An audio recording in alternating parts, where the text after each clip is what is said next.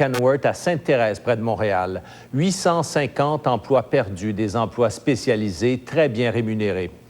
Durant toute la journée, de la part des syndicats surtout, on n'a pas tardé à chercher des coupables. Les travailleurs unis de l'auto blâment l'ALENA et les libertés que le traité de libre-échange donne aux entreprises. Du côté des gouvernements à Québec et à Ottawa, personne n'a voulu nous accorder d'entrevue. Mais du côté de la compagnie, son porte-parole aux États-Unis, Steve Buckner, maintient la position officielle. Il nous a redit par téléphone que PACCAR, la compagnie mère américaine, faisait face à une chute de 30 de ses commandes, ce qui devrait entraîner d'autres mises à pied, d'ailleurs, dans des usines aux États-Unis et même une fermeture d'usine, cette fois à Seattle. Dans quelques instants, vous entendrez un expert qui prétend, lui, qu'en déclenchant la grève il y a 8 mois, le syndicat a précipité la fermeture de l'usine de Sainte-Thérèse. Mais d'abord, Hélène Pichette a recueilli des réactions aujourd'hui de travailleurs à Sainte-Thérèse. On n'a pas fait brûler de maison, nous autres. On n'a pas cassé de vitre. L'exploitant CME n'était pas venu. Les camions, ils rentraient puis ils sortaient de l'usine comme on voulait. On avait un climat sanitaire de gentleman. On a agi en gentleman.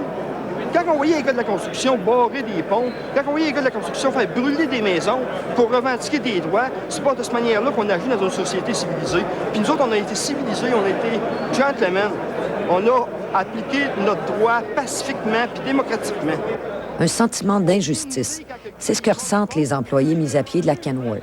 Ils perdent des emplois à 18 $ l'heure. Moi, j'ai fait des applications un peu partout, même à 6 et 45 $. Il n'y a pas d'emploi nulle part.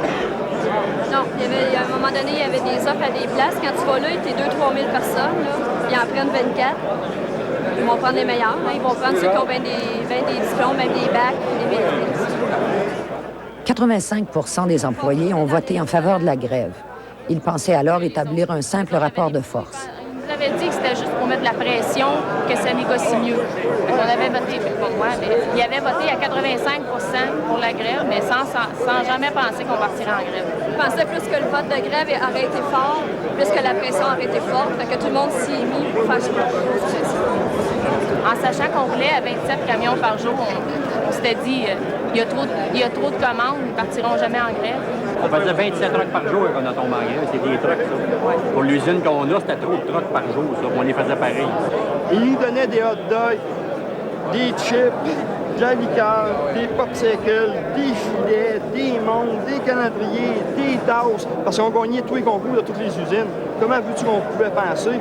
Quand que je donne ça, moi, je donne ça en premier de classe, je donne pas ça en dernier de classe.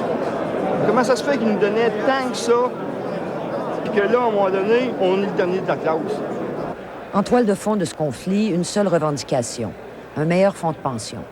Inciter les travailleurs plus âgés à partir pour faire de la place aux jeunes. On demandait le régime de 50 ans d'âge, 30 ans de service, avec sortir de l'usine dans la dignité, dans le fond. C'est simple que ça.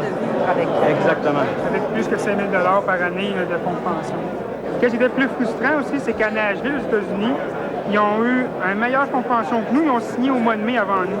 Puis en plus d'avoir des meilleurs salaires, si on compare le taux d'échange, meilleurs salaires, meilleurs avantages que nous autres, puis ils l'ont eu, le fonds de pension, c'est ce qu'ils demandaient. Puis ils viennent nous dire qu'ils ne donneront jamais ce que les Américains n'ont pas eu. Ils l'ont donné 2 mois avant nos négociations à Nashville aux Américains.